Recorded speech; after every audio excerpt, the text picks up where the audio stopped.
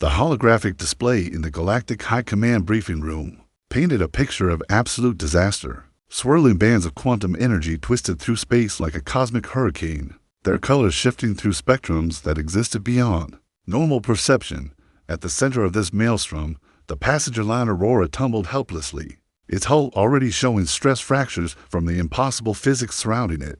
Commander Vex High of the Zirian Collective stood at the head of the polished conference table, his forearms gesturing with mathematical precision as he addressed the assembled crisis response team. His crystalline exoskeleton reflected the holographic storm's chaotic light, creating prismatic patterns that somehow made his words seem even more dire. Esteemed colleagues, Vex High began, his voice carrying the harmonic overtones that his species used to convey absolute certainty. We face what can only be classified as a hopeless cause. The civilian transport Aurora, carrying 50,000 passengers from 17 different species, has become trapped within a Class 7 quantum storm. Approximately 14 light minutes from our current position, a ripple of dismay passed through the assembled beings. Class 7 quantum storms were theoretical constructs that most civilizations considered impossible to survive, let alone escape from. The mathematical models were clear. Nothing could penetrate the quantum field. Distortions and return intact. The vessel entered the storm's event horizon approximately 6 hours ago. Vex High continued, manipulating the holographic display to show the Aurora's trajectory. Our most advanced computational matrices have analyzed every possible rescue scenario. The probability of successfully extracting the ship and its passengers is, he paused for dramatic effect, 0.0001%. Admiral Kethmora of the Galactic Defense Force leaned forward, her tentacles writhing with agitation. Surely there must be something we can do.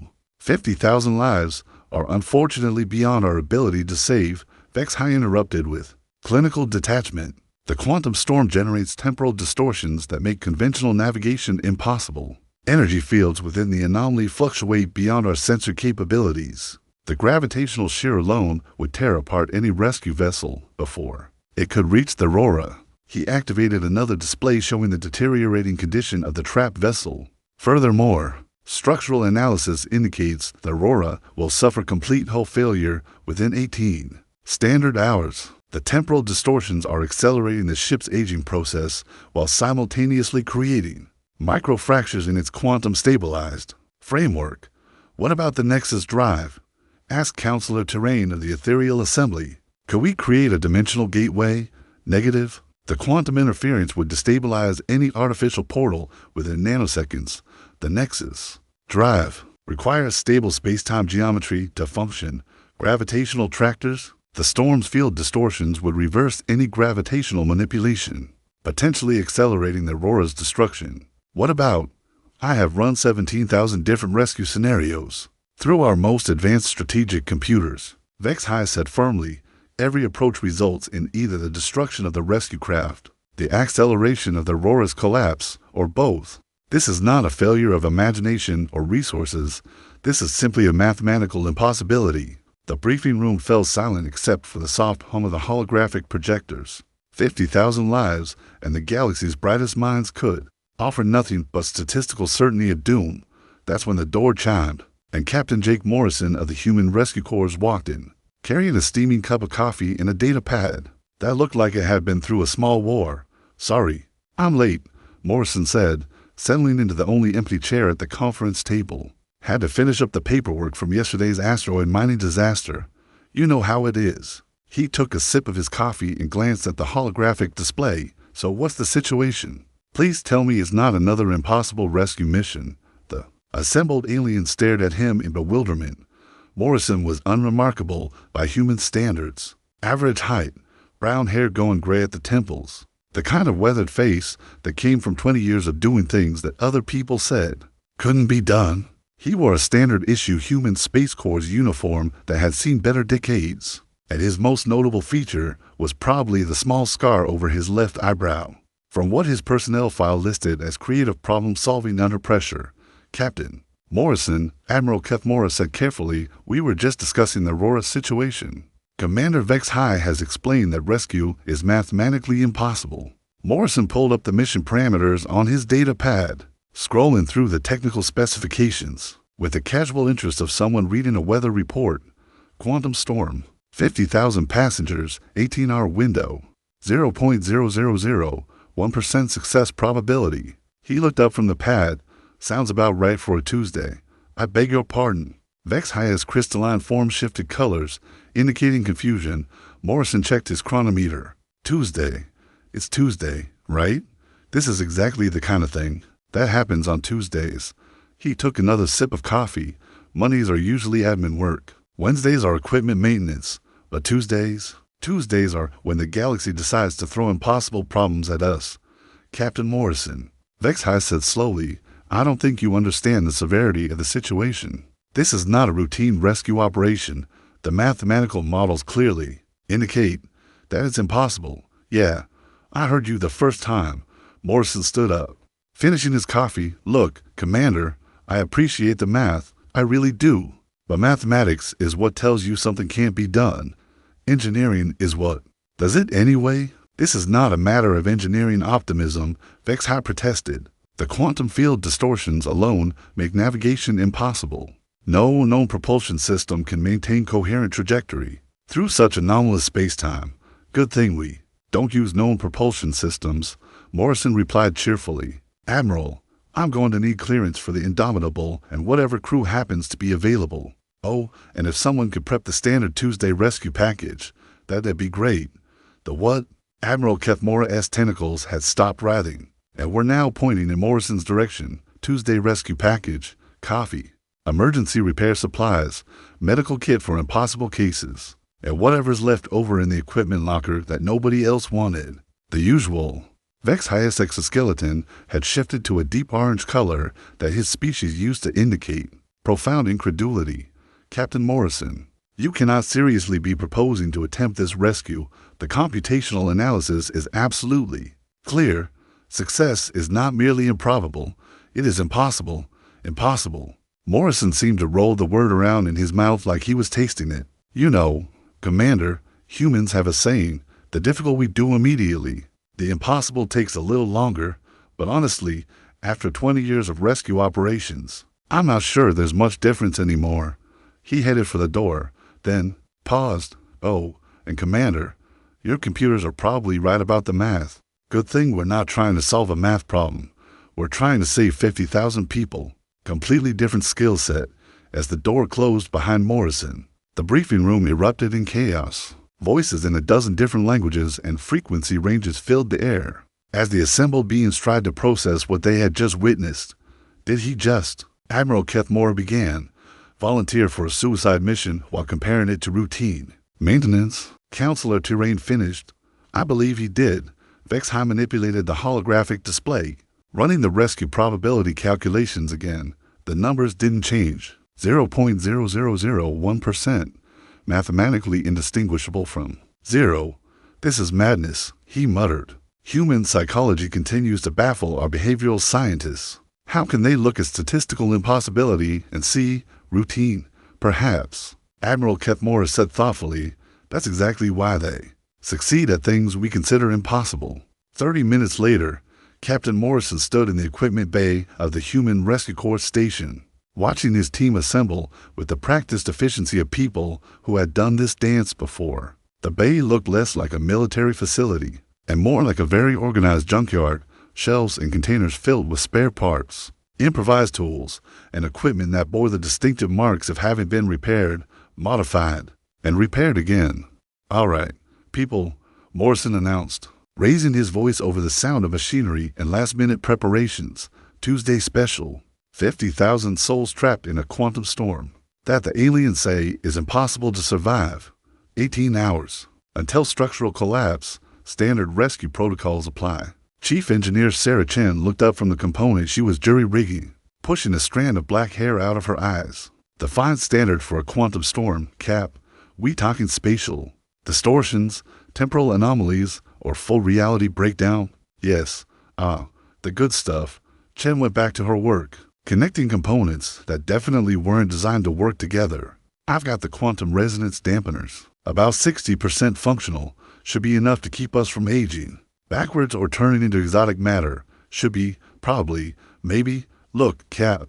Quantum mechanics is weird enough when it's behaving normally. When it's having a psychotic break in the middle of space-time, we're basically making educated guesses. Wrapped in engineering optimism, pilot First Class Maria Rodriguez emerged from behind a stack of navigation equipment, her flight suit already equipped with enough redundant systems to run a small space station. Flight path's going to be interesting. I've got 3 different routes plotted, assuming the storm doesn't decide to rearrange local space-time while we're in transit. And if it does, then I improvise. Just like always, Rodriguez grinned. Besides, can't be worse than that asteroid field navigation we did last month. At least quantum storms follow some kind of physics, even if we don't understand what kind. Dr. Yuki Tanaka was organizing medical supplies with the methodical precision of someone who had treated patients under conditions that violated several natural laws. Medical base prep for whatever we might find. Mass casualty protocols for 17 different species, emergency surgery equipment, and enough stimulants to keep me functional if this takes longer than expected. How much longer? Depends on how many impossible things I have to do. Standard. Impossible medical procedures, I can handle maybe 4 or 5 before I need a break. But if we're talking about healing quantum-induced temporal displacement syndrome, or reversing matter-energy conversion, she shrugged. We'll find out. Sergeant Mike Barnes finished checking his equipment, which consisted primarily of various ways to make problems go away. Security's covered. Cap. Got non-lethal restraints for the inevitable panic situations. Emergency breach gear in case we need to make new doors. And enough firepower to discourage any hostile entities we might encounter. Hostile entities in a quantum storm. You never know what's been living in warp space-time. Better to have it and not need it than need it and not have it. Morrison looked around at his team.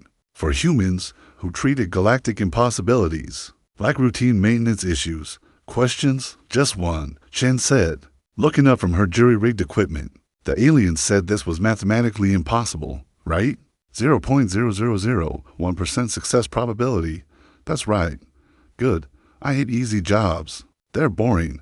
The team shared a laugh that would have baffled any alien observer. Here were 5 humans preparing to risk their lives on a mission that the galaxy's best computers said couldn't succeed, and they were treating it like a minor inconvenience. All right, people, let's go save 50,000 lives, Morrison said, heading for the ship. And remember, it's Tuesday. Let's try to be back in time for the Wednesday morning briefing. The Indomitable was everything that human military vessels weren't supposed to be. Where alien ships were elegant curves of advanced technology, the Indomitable was a collection of functional blocks welded together with determination and stubborn refusal to acknowledge limitations. Her hull bore the scars of a dozen impossible missions, each patch and repair telling the story of another day, when humans had looked at mathematical impossibility and decided to try anyway. She's not much to look at, Rodriguez said as they boarded, but she's got it where it counts. I've made a lot of special modifications myself, such as manual overrides for everything. When you're flying through impossible physics, automated systems tend to have nervous breakdowns. But human intuition, that works just fine. The bridge of the Indomitable was a study in pragmatic efficiency. Every control had multiple backups. Every system could be operated manually, and every station was positioned so that the crew could coordinate by voice if all else failed. The central display showed their destination, a swirling mass of quantum energy that hurt to look at directly, navigation plot laden. Rodriguez reported, course takes us through the least unstable parts of the storm's outer edge, assuming least unstable is a meaningful concept when dealing with quantum physics having a temper tantrum. Engineering reports green across the board, Chen announced, or at least as green as jury-rigged quantum dampeners can be. We've got about 4 hours of stable operation before we need to perform miracles to keep the ship together. Medical base standing by, Tanaka added. I've got treatment protocols ready for temporal displacement, quantum entanglement syndrome, and reality dissociation disorder. Also, I made extra coffee. We're going to need it. All systems nominal, Barnes confirmed. Security teams ready for evacuation assistance, crowd control, and whatever other impossible things we encounter. Morrison settled into the captain's chair, a worn piece of equipment that had seen him through more impossible missions than he cared to count. All right, people, let's go make the impossible look routine. Rodriguez, take us in, the Indomitable. departed the rescue station with none of the ceremony that usually accompanied desperate missions. No speeches, no dramatic music, no solemn farewells. Just another Tuesday morning, and another group of humans heading off to do something that couldn't be done. Behind them, the assembled alien observers watched in fascination and horror. As the human ship accelerated toward certain destruction, Commander Vex High monitored their progress on his instruments, his crystalline form shifting through colors that indicated profound confusion, mixed with reluctant admiration. "They're actually doing it," Admiral Kethmora observed. "They're flying directly into a Class 7 quantum storm. The mathematics remain unchanged," Vex High replied. "Success probability is still effectively zero. Human psychology cannot alter fundamental physics." "Perhaps not," the Admiral said thoughtfully, "but human psychology might not need to." The edge of the quantum storm looked like the universe having an argument with itself. Space twisted into configurations that hurt to perceive. Time flowed in eddies and currents that made causality a matter of opinion, and the fundamental constants of physics seemed to be taking turns being in charge. "Well, that's not entirely horrifying," Rodriguez commented as they approached the storm's event horizon. "I've seen worse. Remember the Gamma Quadrant navigation exercise? You mean the one where space-time was folded into 17 dimensions?" Morrison asked. "That's the one. This is maybe 11 dimensions, 12 at most. Practically normal." The Indomitable crossed into the quantum storm's outer edge, and immediately every automated system on the ship began screaming warnings. The navigation computer declared that their position was impossible. The sensor ray insisted they were moving backwards through time, and the artificial gravity system filed a formal complaint about being asked to work in non-Euclidean space. "All automatic systems offline," Chen reported calmly, switching to manual controls. "Quantum dampeners are holding. Mostly, we're experiencing minor temporal displacement, about 30 seconds per minute, but that's within acceptable parameters." "For impossible physics, define acceptable," Morrison requested. "We're not aging backwards. Our atoms aren't separating into component particles, and the coffee machine is still working. I call that a win." Rodriguez was flying by pure instinct now, her hands dancing over manual controls as she guided the ship through space that redefined itself moment by moment. Navigation is more art than science at this point.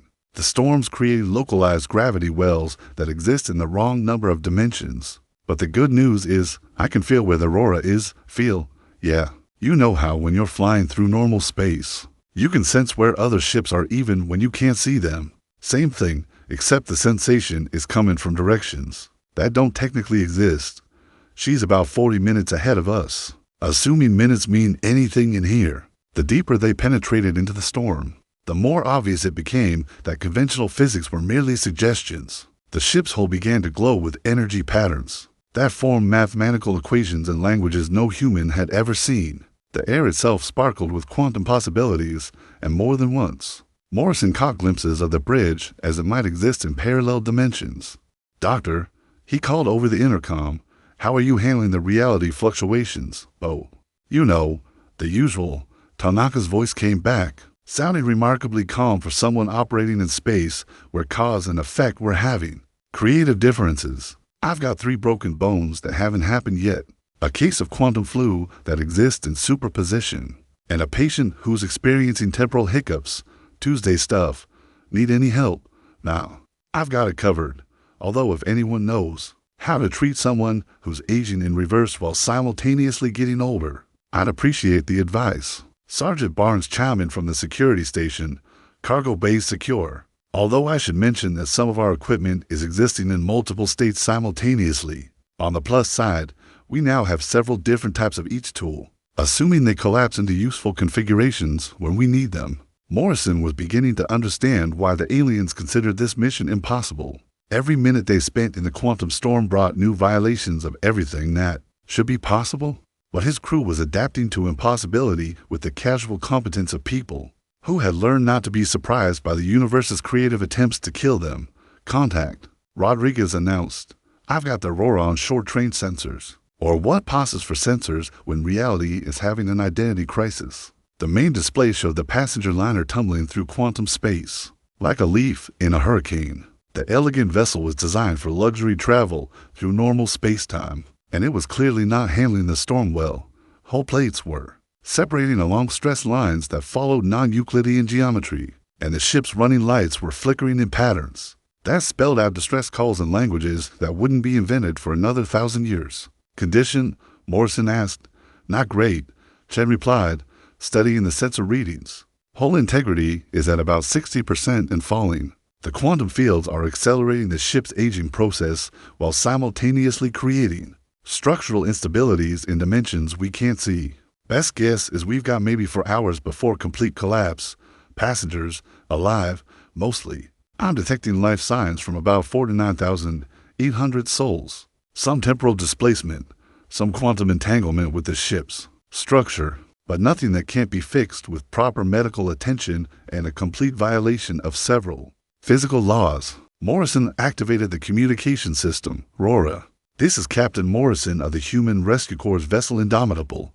We're here to get you out. The response came through in 17 different languages, most of them expressing variations of thank God and how is this possible. The universal translator had given up trying to make sense of communications that were arriving before they were sent, but the emotional content was clear enough. RORA actual, this is Captain Sector, came a voice that managed to sound professional despite obvious strain. Captain Morrison, we were told that rescue was impossible. How did you penetrate the quantum field? Carefully, Morrison replied, what's your status? We have 50,000 passengers from 17 species, most in good health considering the circumstances. However, we're experiencing severe structural failure. My engineers estimate hull collapse within 4 hours. Also, some of our passengers are experiencing temporal displacement effects. Define temporal displacement effects. Several hundred passengers are aging backwards. A few dozen are existing in multiple time streams simultaneously, and one poor soul appears to be having conversations with herself from next week. Morrison looked around the bridge at his crew, who were taking this information with a kind of calm acceptance that came from years of dealing with impossible situations. Standard Tuesday weirdness, Chen commented. I've got treatment protocols for temporal displacement. Probably. All right, Aurora, Morrison said. We're going to dock with your ship and begin evacuation procedures. Fair warning, our methods might seem a bit unconventional. Captain Morrison, with respect, we are trapped in a quantum storm where the laws of physics are apparently optional. At this point, I'm prepared to accept any solution that doesn't involve us all dying horribly. Good attitude. Stand by for docking. Rodriguez was already maneuvering the Indomitable toward the larger vessel, threading through quantum fields that kept trying to convince both ships that they existed in different centuries. Docking's going to be interesting. The Aurora's docking. Ports are existing in about 6 different spatial configurations simultaneously. Can you manage it? Probably. I've docked with weirder things. Remember the space station that existed only on Wednesdays? This is more or less weird. About the same, maybe slightly less weird. The Aurora isn't trying to communicate through interpretive dance. The docking maneuver took place in slow motion and fast forward simultaneously as time decided to flow in multiple directions at once. Rodriguez guided the Indomitable through a ballet of impossible physics, matching velocity with a ship that was moving through dimensions that weren't entirely sure they existed. Docking successful, she announced, as the ships connected with a solid thud that echoed through several parallel realities. All umbilicals secure, assuming our definition of secure includes held together by determination and quantum uncertainty. Good enough, Morrison said, standing up. All right, people, you know the drill. Chen, get aboard the Aurora and see what you can do about their structural problems. Tanaka, set up medical triage for temporal displacement and quantum entanglement. Barnes, coordinate the evacuation. Rodriguez, keep us stable relative to whatever dimension we're currently occupying. What about you? Cap Chen asked. I'm going to do what I always do on Tuesdays. I'm going to figure out how to save 50,000 people using whatever happens to be available. The passenger compartments of the Aurora were a study in controlled chaos. 50,000 beings from 17 different species had been confined to a luxury liner for 6 hours while reality twisted around them, and the results were exactly what anyone with experience in impossible situations would expect. Morrison walked through the ship's corridors, taking in the situation with the practiced eye of someone who specialized in making disaster look manageable. The Xerian passengers were handling the crisis with typical mathematical precision. calculating probability matrices for survival and sharing the results with anyone who would listen. The ethereal assembly representatives had formed a meditation circle and were attempting to achieve quantum enlightenment through synchronized breathing. The Thermic Confederation delegates were loudly arguing about whether the storm violated the laws of physics or simply revealed that the laws of physics needed better legal representation. Captain Morrison, a voice called out as he passed one of the passenger lounges.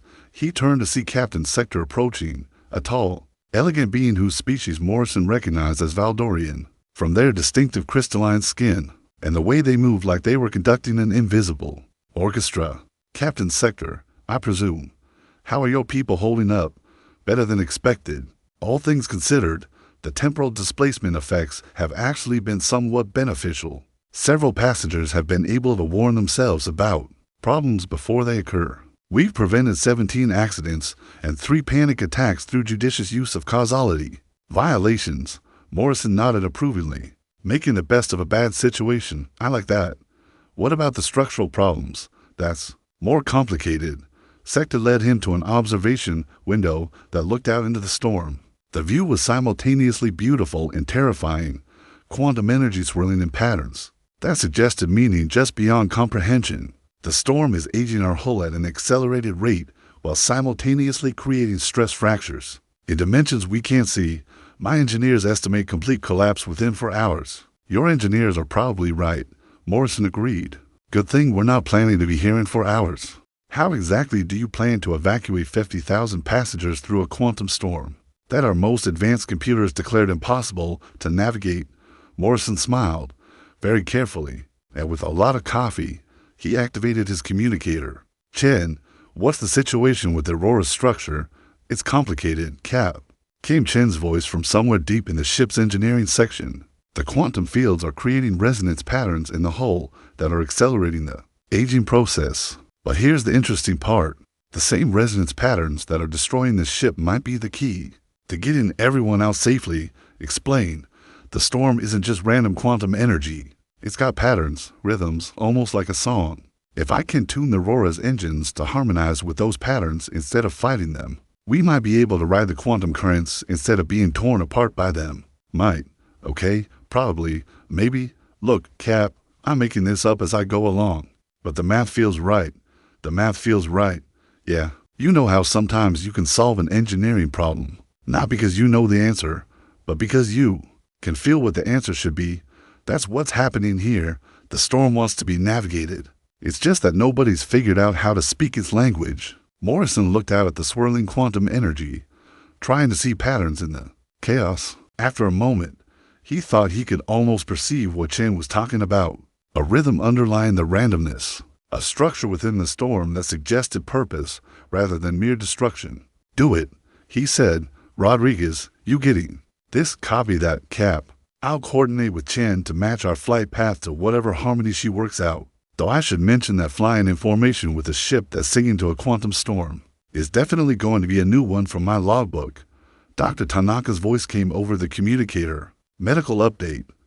I've got about 300 passengers with various temporal displacement symptoms. Nothing life-threatening, but we're going to need to process them carefully during evacuation to avoid causality paradoxes. Define causality paradoxes. Well, there's one passenger who's currently existing in a stable time loop where she keeps preventing herself from getting injured.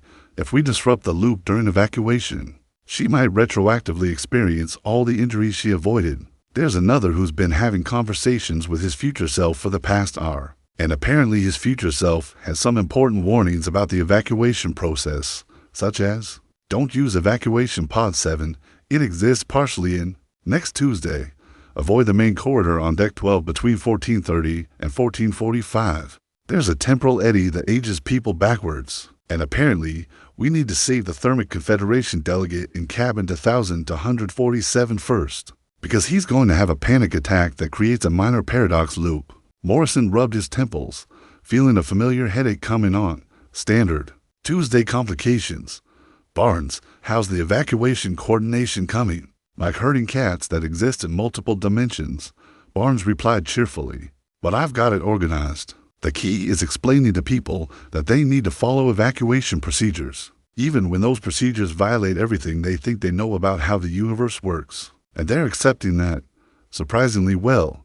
Turns out that when you're trapped in a quantum storm where reality is optional, people are pretty willing to trust the humans who showed up to rescue them, even when our rescue plan involves doing things that are mathematically impossible. Morrison made his way back toward the docking port, passing through passenger areas where 50,000 beings were preparing for an evacuation that couldn't work according to every law of physics they knew. But instead of panic, he saw something else: hope. The kind of hope that came from seeing humans treat the impossible like routine maintenance. "Attention, Aurora passengers," Morrison announced over the ship's intercom. "This is Captain Morrison of the Human Rescue Corps. We're going to begin evacuation procedures in approximately 30 minutes. Please follow the instructions of your section leaders and the human rescue personnel. I know our methods might seem unusual, but I want you to remember something. For humans, impossible is just another word for Tuesday, and we're very good at Tuesdays." The response was immediate and overwhelming. 50,000 voices in dozens of languages, all expressing variations of relief, gratitude, and the kind of desperate hope that came from watching humans treat certain death like a minor inconvenience. "All right, people," Morrison said to his crew, "time to make the impossible look routine. Chen, how's that quantum harmonization coming? Just finish the calculations. The Aurora's engines are now tuned to match the storm's resonance patterns. We should be able to ride the quantum currents all the way out of the storm. Assuming the laws of physics don't mind us borrowing their car. Rodriguez, flight path coordinated with Aurora's new quantum signature. I've plotted a course that follows the storm's natural patterns instead of fighting them. It's going to be like surfing on space-time, but with 50,000 passengers. Tanaka, medical protocols established for temporal displacement evacuation. I've got treatment plans for causality paradox, quantum entanglement syndrome, and reality dissociation disorder. Also, I've coordinated with the passenger who's been talking to his future self. Apparently, everything goes smoothly as long as we remember to avoid the thing that he won't tell us about until it becomes relevant. Barnes, evacuation procedures locked and loaded. Passengers are organized, section leaders briefed, and emergency protocols distributed. Everyone knows their job, even if their job technically can't be done. Morrison looked around at his crew. For humans who were about to attempt the most impossible rescue in galactic history, and we're treating it like routine Tuesday work. "Questions?" he asked. "Just one," Chen said. "The alien said this rescue was mathematically impossible, but we're about to do it anyway." "What does that say about mathematics?" Morrison smiled. "It says that mathematics can tell you what can't be done, but it can't tell you what shouldn't be tried." He activated the communicator. "Rora, this is Morrison, ready to get you out of here. Fair warning, this is going to be the weirdest evacuation in galactic history." "Captain Morrison," Captain Sector replied, "we're ready, and Captain, thank you for treating our hopeless cause like your Tuesday." "Don't thank me yet," Morrison said. "Wait until we're all safely back in normal space-time. Then you can buy me a coffee and we'll call it even."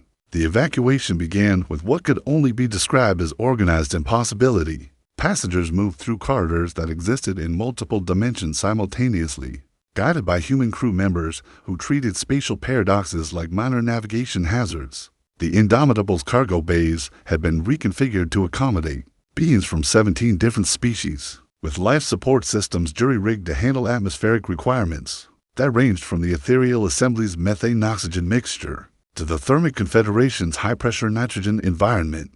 "Pod Bay 7 is operational," Barnes reported, "but I should mention that it's existing in a temporal loop. Passengers who enter experience the next 5 minutes repeatedly until they exit. Could be useful for people who want to relive their rescue, but it's playing hell with the evacuation schedule. Work around it." Morrison replied from the bridge, where he was coordinating the transfer of 50,000 beings while simultaneously navigating through space-time that couldn't decide which laws of physics it wanted to follow today. Dr. Tanaka was handling the medical aspects of evacuating passengers who had been exposed to quantum effects for 6 hours. "I've got 17 cases of temporal displacement, 4 cases of quantum entanglement with the ship's structure, and 1 passenger who appears to be having an out-of-body experience in 11 dimensions simultaneously. On the plus side, the passenger who was aging backwards is now back to her normal temporal flow." and the one who was existing in multiple time streams has consolidated into only 3 versions of herself. Is that good or bad?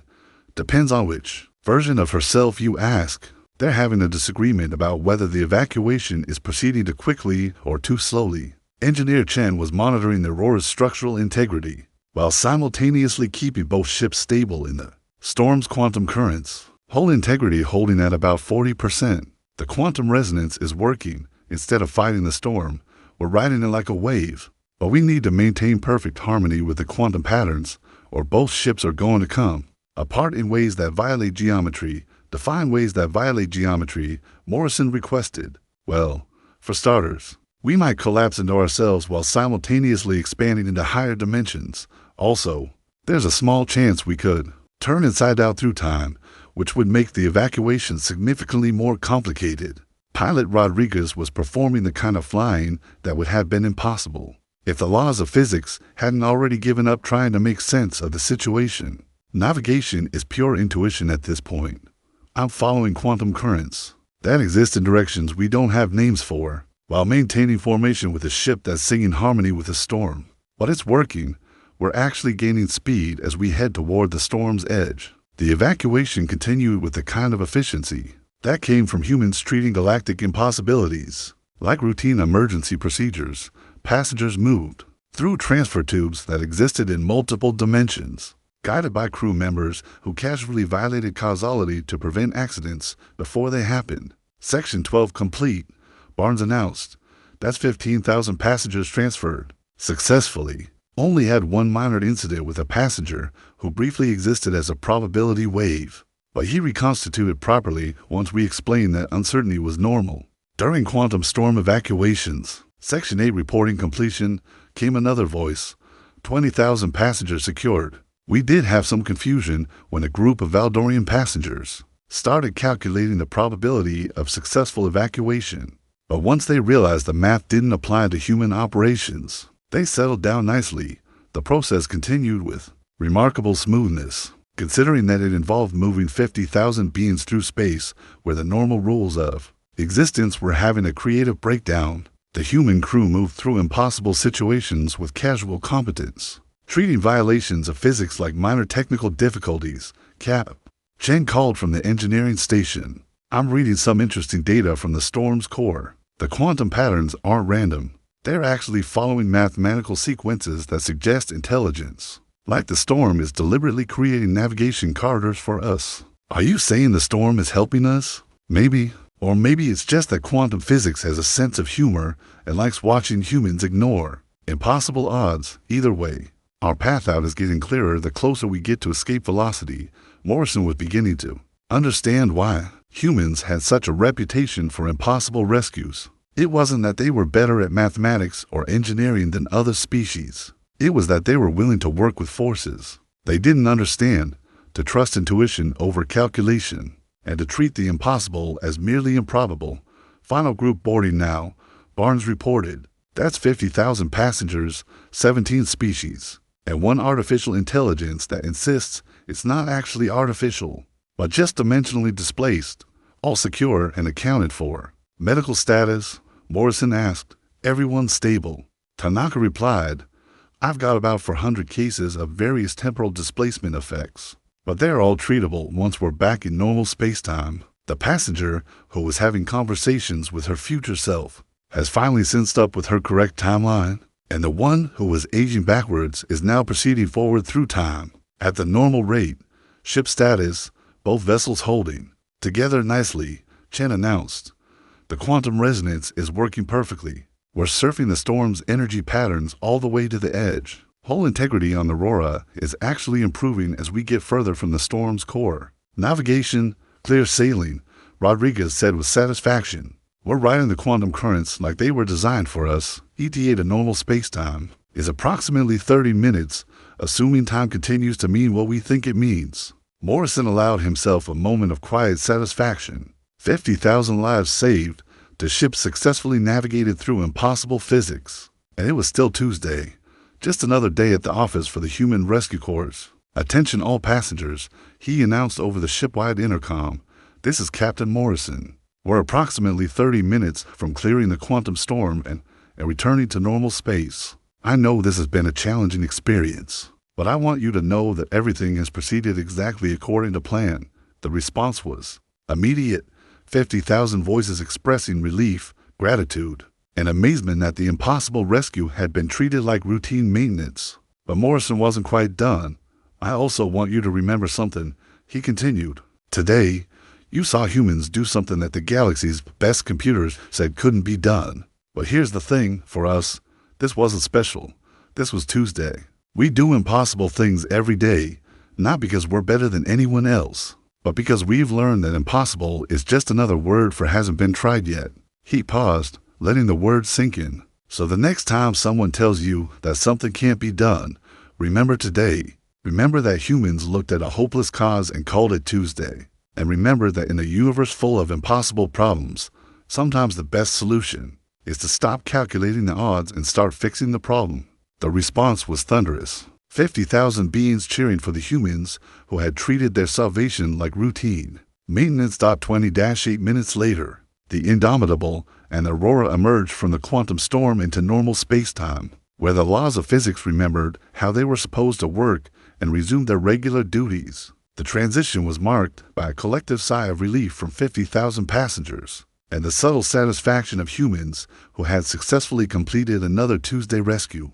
All systems returning to normal, Chen reported, quantum dampeners shutting down, temporal synchronization restored, and reality is back to operating according to standard parameters. The Aurora's hull integrity has actually improved during our trip through the storm.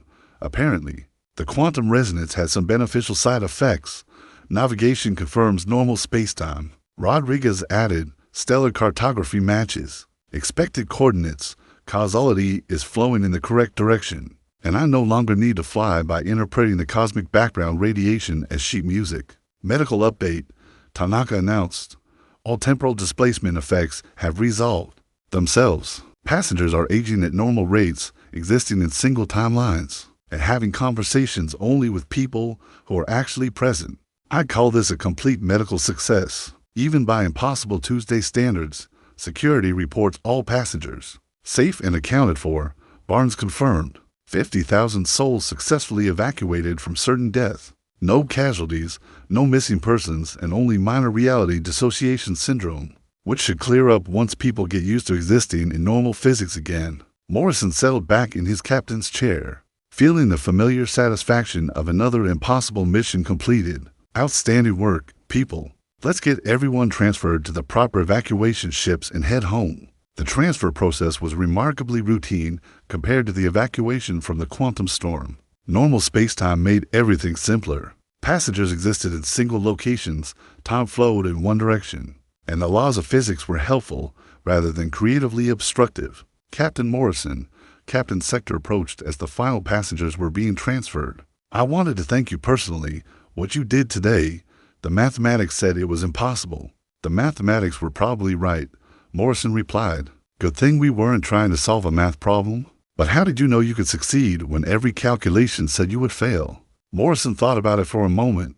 Experience, I guess. When you've spent 20 years doing things that can't be done, you start to realize that can't be done usually just means hasn't been tried by the right people yet, and humans are the right people for impossible rescues? Yeah, probably. We've got a lot of practice.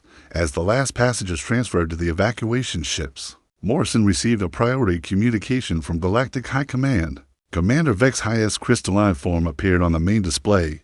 His colors shifted to patterns that Morrison had learned indicated profound confusion mixed with reluctant admiration.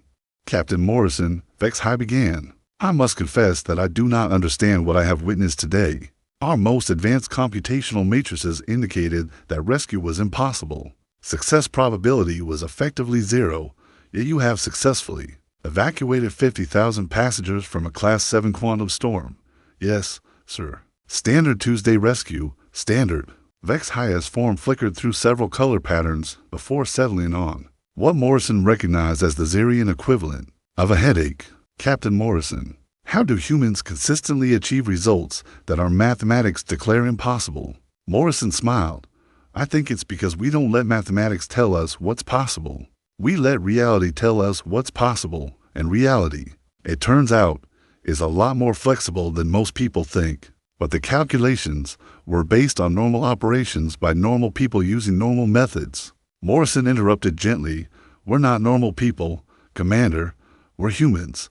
We specialize in abnormal solutions to impossible problems. And this is routine for your species, pretty much. Every day brings new impossible problems that need solving. We've gotten good at it. Vex High was quiet for a long moment, his crystalline form shifting through colors that suggested deep thought. Captain Morrison, I believe I am beginning to understand why humans have such a reputation for impossible achievements. You do not see impossible as a barrier to overcome. You see it as merely another parameter to work around. Something like that, Morrison agreed. Impossible just means we need to be creative. And Tuesday means it's a day ending in Y, which means somewhere in the galaxy, there's probably an impossible problem that needs a human solution. Today it was 50,000 people trapped in a quantum storm. Tomorrow it'll be something else, and you will treat that problem with the same casual competence you demonstrated today. Probably, that's what we do. As the communication ended, Morrison looked around the bridge at his crew, who were already performing post-mission maintenance and preparing for whatever impossible challenge Wednesday might bring. All right, people, he announced, another successful Tuesday rescue. 50,000 lives saved, the ship safely navigated through impossible physics. And we're back in time for the Wednesday morning briefing. Not bad for a day's work, just another Tuesday, Chen agreed.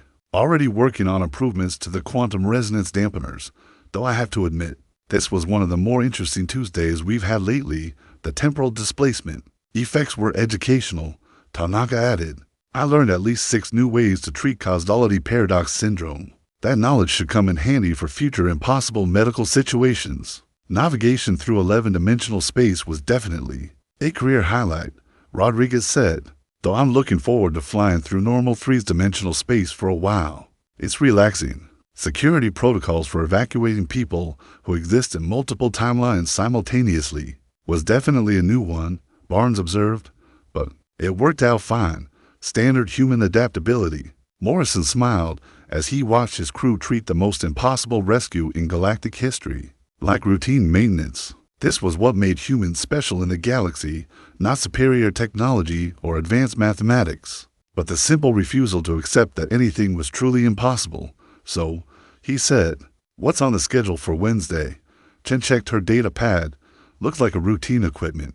Maintenance day. Some reports of a black hole that's singing opera, but that's probably just a sensor malfunction. Probably, Morrison agreed, but if it turns out to be an actual singing black hole, then we'll figure out how to fix it, Rodriguez said with a shrug. It's what we do, just another day at the office, Tanaka added, though probably not as interesting as today's Tuesday special, Barnes concluded. Morrison laughed. You never know. Wednesday might surprise us. As the Indomitable set course for home, leaving behind the quantum storm and 50,000 saved lives, Morrison reflected on the day's events. Somewhere in the galaxy, beings were analyzing what had happened, trying to understand how humans consistently achieved impossible results. They would run calculations, develop theories, and create mathematical models to explain human success, and they would miss the point entirely. It wasn't about mathematics or technology or superior planning. It was about showing up, looking at the impossible problem, and saying, okay, let's figure this out. It was about treating certain death like an engineering challenge, and hopeless causes like Tuesday morning maintenance. It was about being human. The debriefing at Galactic High Command took place in the same conference room where, 8 hours earlier, the assembled experts had declared the Aurora rescue mathematically impossible. Now those same experts sat in stunned silence as Morrison's team presented their after-action report. With the casual professionalism of people discussing routine maintenance, mission summary, Morrison began, consulting his data pad. 50,000 passengers successfully evacuated from Class 7 quantum storm. 0 casualties, minimal equipment damage, and all objectives achieved within projected time frame. Standard Tuesday rescue protocols proved effective for impossible physics scenarios. Commander Vex High's crystalline form has settled into a color pattern that Morrison's experience with alien psychology suggested indicated cognitive overload. Captain Morrison, you described navigating impossible physics as standard protocol. How is this possible? Practice, Engineer Chen replied. When you deal with impossible problems regularly, you develop practical solutions. The quantum resonance harmonization technique we use today was adapted from similar methods we've used for temporal storms, dimensional rifts. In that time, we had to navigate through space that existed only on weekends. Space that existed only on weekends? Admiral Kethmora's tentacles had stopped their usual writhing and were pointing directly at Chen. Long story, the point is, impossible physics are just physics that haven't been properly understood yet. Once you figure out the rules, even if the rules don't make sense, you can work with them. Dr. Tanaka added her medical perspective. The temporal displacement effects we encountered today were actually less severe than what we dealt with during the gamma sector time loop incident. Treating patients who exist in multiple timelines simultaneously is challenging, but it's not unprecedented for human medical practices. You have treated patients who exist in multiple timelines simultaneously. Counselor Terrain of the Ethereal Assembly leaned forward, her energy form flickering with amazement. Several times. The key is remembering that all versions of the patient are equally real and equally deserving of treatment. It's complicated, but not impossible. Pilot Rodriguez contributed her navigation analysis. Flying through 11-dimensional space required some creative interpretation of standard flight controls, but the principles are the same as any other complex navigation scenario. You adapt to the conditions, trust your instincts, and remember that even impossible physics follows some kind of rules. Sergeant Barnes wrapped up the tactical assessment. Security for 50,000 passengers during an impossible evacuation was well within normal parameters for human emergency response. The key is treating unusual circumstances as operational challenges rather than existential crises. The briefing room fell silent as the assembled alien experts tried to process what they had heard. The humans had just described the most impossible. Rescuing galactic history using the same tone they might use to discuss changing a light bulb. I don't understand, Vex-High finally said. Your species approaches impossible situations with casual competence. You treat mathematical impossibilities as minor inconveniences. How do you maintain such confidence when facing certain failure? Morrison looked around the room at the assembled beings, representatives of the galaxy's most advanced civilizations, all struggling to understand how humans consistently achieved results that their computers said couldn't happen. I think, he said carefully, it's because we define failure differently than you do. Explain, for you. Failure means not achieving the optimal calculated outcome. For us, failure means not trying when someone needs help. Today, 50,000 people needed help. The mathematics said we couldn't save them. But the mathematics didn't account for human stubbornness. The refusal to accept that impossible means impossible. The willingness to try solutions that don't make sense on paper. The ability to improvise when perfect planning isn't available. Morrison stood up. Looking out at the assembled representatives of galactic civilization, you called today's mission a hopeless cause for you. Hopeless means the end of options for us. Hopeless means it's time to get creative.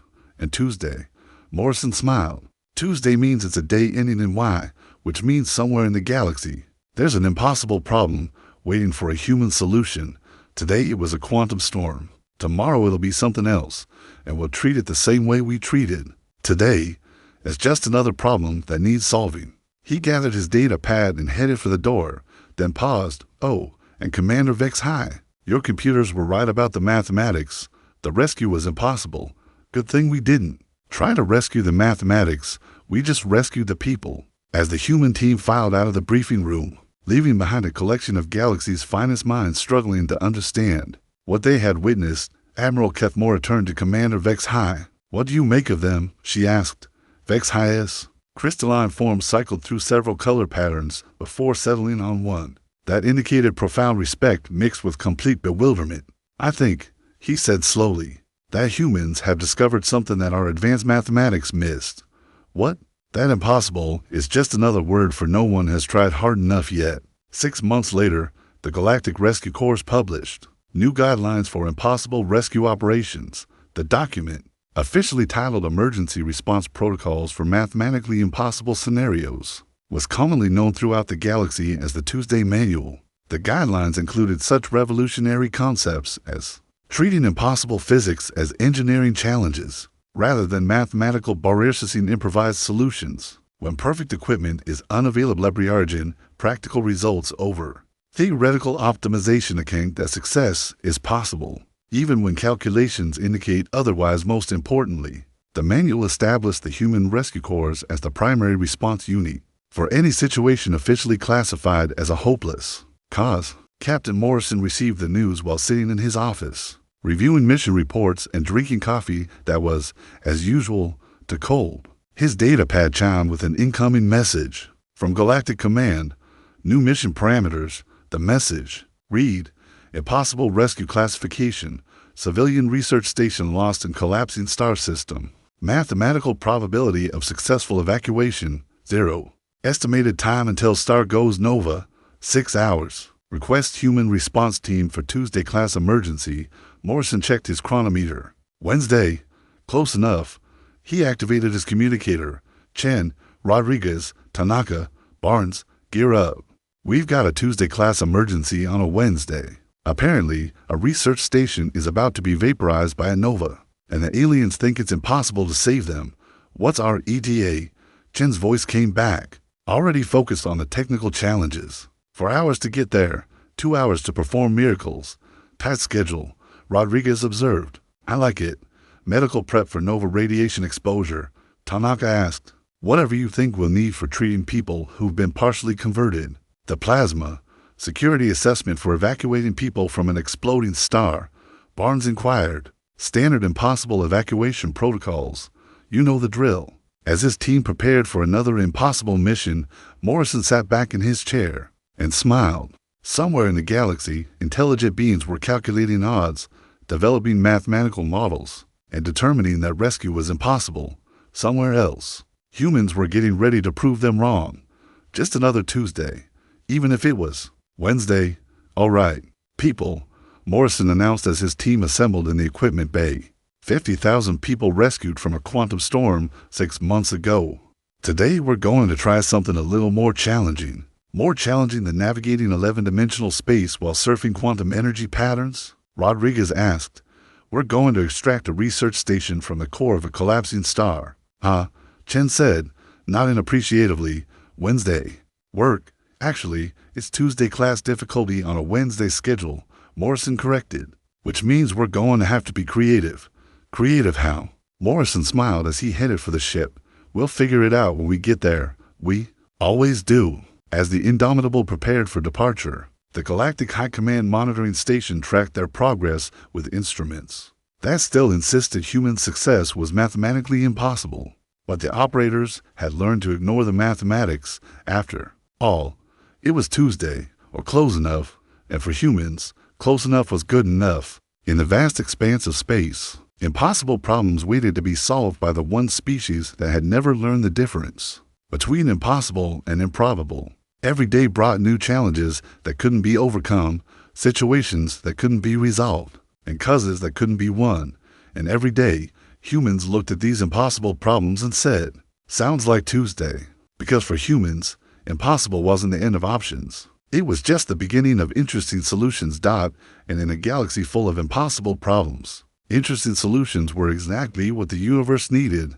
The stars continued their eternal dance, indifferent to the struggles of the beings who dwelt among them.